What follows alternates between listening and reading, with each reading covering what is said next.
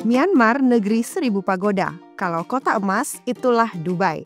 Selesaikan masalah, jangan ditunda. Hati tenang, hidup pun damai. Apa akibat menunda menyelesaikan masalah rumah tangga dan bagaimana solusinya? Kita akan membahasnya di sini dalam program Kapas, Keluarga Allah Pasti Akan ke Surga.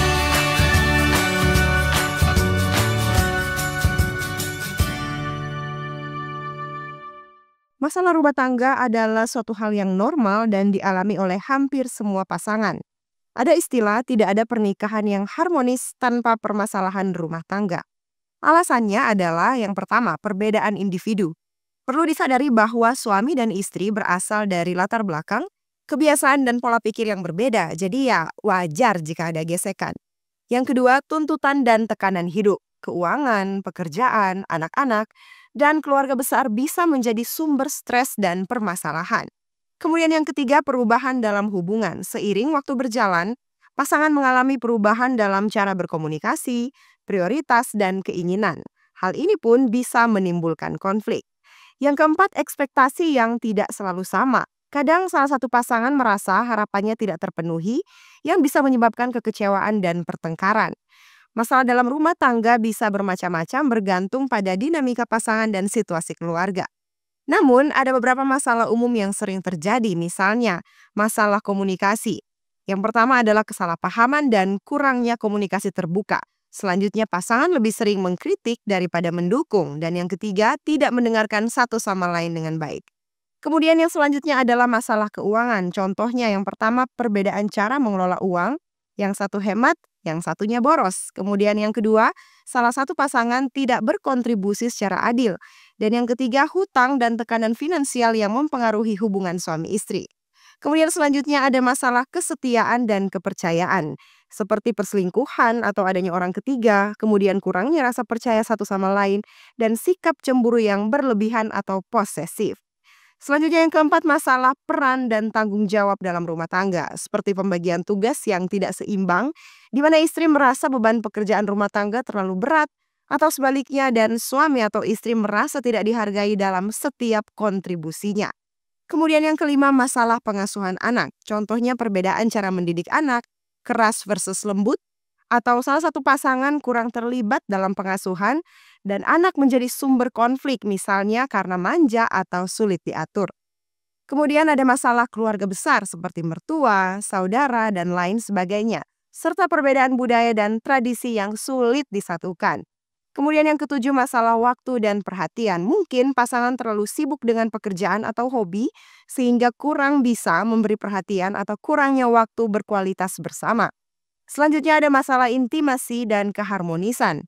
Dalam hal kehidupan seksual yang kurang memuaskan atau berkurang karena kesibukan serta kurangnya kehangatan dan kasih sayang dalam hubungan. Selanjutnya, masalah perbedaan prinsip dan nilai hidup. Seperti misalnya perbedaan pandangan tentang agama, gaya hidup, atau tujuan hidup serta mungkin adanya ketidaksepakatan dalam mengambil keputusan besar seperti pindah rumah atau soal karir. Selanjutnya masalah emosi dan mental. Contoh, salah satu pasangan mengalami stres, depresi, atau gangguan mental yang tidak ditangani, juga emosi yang tidak stabil sehingga sering terjadi ledakan amarah. Nah, perlu digarisbawahi, apapun permasalahannya, jangan pernah menunda untuk menyelesaikannya. Sesegera mungkin masalah rumah tangga harus diselesaikan. Mengapa? Karena yang pertama, mencegah masalah semakin besar. Jika konflik dibiarkan tanpa solusi, masalah kecil bisa berkembang menjadi lebih kompleks dan sulit diatasi. Yang kedua, menghindari kesalahpahaman berkepanjangan. Komunikasi yang tidak segera diperbaiki bisa menimbulkan prasangka buruk dan memperburuk hubungan. Kemudian yang ketiga, menjaga kesehatan emosional dan mental. Stres akibat konflik rumah tangga bisa menyebabkan kecemasan, depresi, bahkan gangguan kesehatan fisik. Yang keempat, memberikan contoh yang baik untuk anak. Jika ada anak dalam keluarga, mereka akan belajar dari bagaimana orang tua menangani konflik. Penyelesaian yang sehat mengajarkan mereka cara mengelola masalah dengan baik. Kemudian yang kelima, membangun hubungan yang lebih kuat. Penyelesaian masalah dengan komunikasi yang baik bisa meningkatkan pemahaman dan mempererat hubungan suami istri. Yang keenam, menjaga stabilitas keluarga. Konflik yang dibiarkan bisa mengganggu keharmonisan rumah tangga yang pada akhirnya bisa berdampak pada kestabilan keluarga dan kesejahteraan seluruh anggotanya. Pertanyaannya sekarang ialah, apa saja faktor yang menyebabkan suami istri tidak segera menyelesaikan masalah rumah tangga? Berikut beberapa faktor yang mempengaruhinya. Yang pertama, ego dan gengsi. Salah satu atau kedua belah pihak enggan mengalah karena merasa ingin selalu menang dalam konflik, tidak ingin terlihat lemah atau salah di hadapan pasangan. Kemudian yang kedua, kurangnya keterampilan komunikasi. Tidak tahu bagaimana cara berbicara tanpa memperburuk keadaan atau lebih cenderung menyalahkan daripada mencari solusi. Kemudian yang ketiga, ada juga pasangan yang tidak segera menyelesaikan masalah dengan alasan menghindari konfrontasi. Takut pertengkaran menjadi lebih besar sehingga memilih diam atau mengabaikan masalah. Menganggap bahwa waktu akan menyelesaikan segalanya tanpa perlu dibicarakan. Selanjutnya yang keempat, kemudian kesibukan dan prioritas lain. Tuntutan pekerjaan, anak, atau urusan lain membuat pasangan merasa tidak punya waktu untuk menyelesaikan konflik, merasa masalah bisa ditunda karena ada hal yang dianggap lebih mendesak. Selanjutnya yang kelima, pasangan yang lain gagal menyelesaikan masalah dengan segera karena faktor berharap bahwa pasangan akan mengerti sendiri atau bisa memahami perasaan dan keinginan mereka tanpa harus dijelaskan. Menganggap pasangan seharusnya sudah tahu sendiri apa yang salah. Selanjutnya bisa jadi juga karena faktor trauma atau pola didikan masa lalu. Salah satu atau kedua pasangan mungkin tumbuh dalam lingkungan keluarga yang tidak terbiasa menyelesaikan masalah dengan komunikasi terbuka, menganggap diam atau menghindari sebagai cara terbaik untuk meredakan konflik. Selanjutnya, merasa sudah terlalu sering bertengkar. Jika konflik sering terjadi, pasangan bisa merasa lelah dan putus asa untuk mencari solusi, menganggap masalah yang ada sudah tidak bisa diperbaiki lagi. Yang terakhir, takut akibat dari konfrontasi. Khawatir jika berbicara akan memicu emosi berlebihan seperti kemarahan atau bahkan ancaman perpisahan. Takut pasangan akan bereaksi negatif atau menyakiti perasaan mereka. Setiap suami dan istri perlu memahami bahwa masalah yang tidak segera diselesaikan akan membawa berbagai akibat seperti hubungan suami istri semakin renggang karena masalah yang tidak diselesaikan semakin menumpuk dan hubungan semakin menjauh. Munculnya kebiasaan saling diam dan menghindar. Hal ini bisa menciptakan jurang dalam hubungan yang semakin sulit diperbaiki. Selanjutnya timbul rasa sakit hati dan kebencian. Kemudian meningkatnya stres dan kesehatan mental terganggu.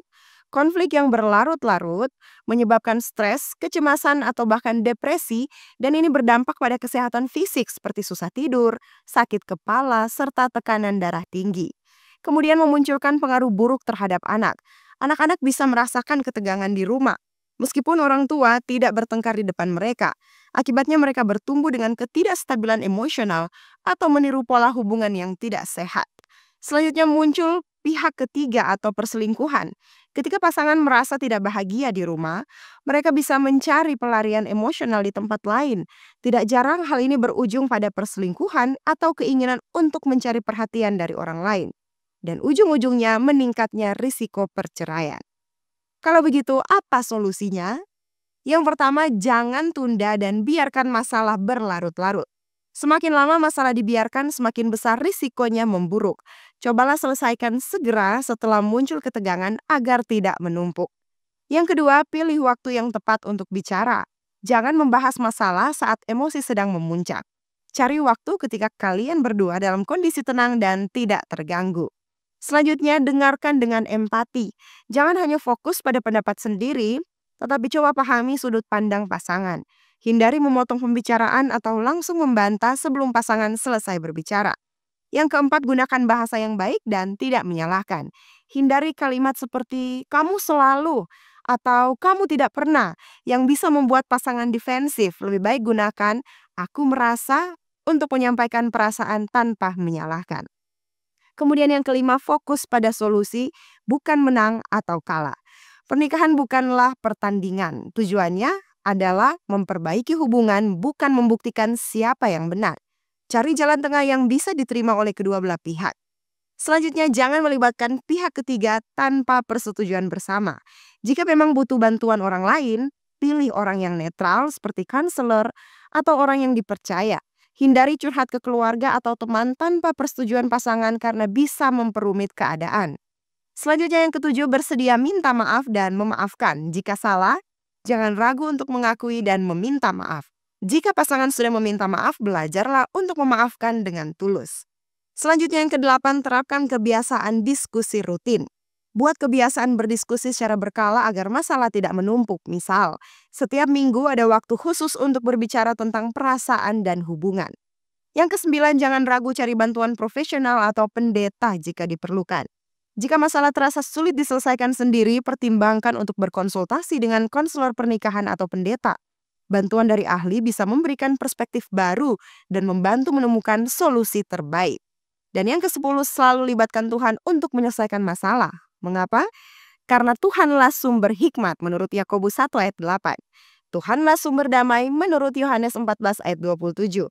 Dan Tuhanlah yang memberi kekuatan dalam segala perkara menurut Filipi 4 ayat 13. Alkitab memberikan nasihat bagi suami istri untuk segera menyelesaikan masalah. Apabila kamu menjadi marah, janganlah berbuat dosa. Janganlah matahari terbenam sebelum padam amarahmu. Efesus 4 ayat 26. Pesannya di sini adalah jangan menunda menyelesaikan masalah. Segera bicarakan dengan pasangan sebelum emosi semakin membesar dan merusak hubungan. Sebagai kesimpulan, masalah rumah tangga harus segera diselesaikan karena jika dibiarkan berlarut-larut, bisa berdampak negatif pada hubungan pasangan, anak-anak, dan lingkungan keluarga secara keseluruhan. Menyelesaikan masalah rumah tangga dengan segera membutuhkan komunikasi yang baik, sikap terbuka, dan kemauan untuk mencari solusi bersama. Dan yang paling penting adalah minta kuasa Tuhan. Demikianlah pembahasan kita kali ini, dan bila sahabat Kapas merasa diberkati, jangan lupa untuk like dan komen, serta bagikan tayangan ini supaya semakin banyak orang lagi yang diberkati. Tuhan Yesus memberkati kita. Salam Kapas.